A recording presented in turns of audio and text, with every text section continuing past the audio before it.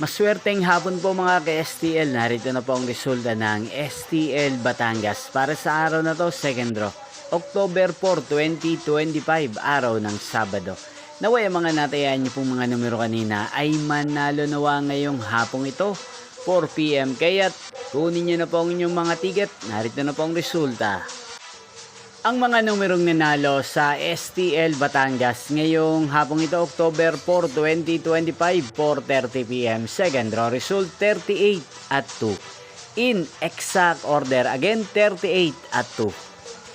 At ngayong hapong ito sa STL Batangas, atin pong i-shoutout si Ate Monet ng Batangas na nanonood po sa channel ito. Shoutout po sa inyo, Ate Monet. Sana po ay nasa maayos kayong kalagayan. Inyo pong napanood ang resulta ng STL Batangas sa channel na to, Roderick Hernandez TV.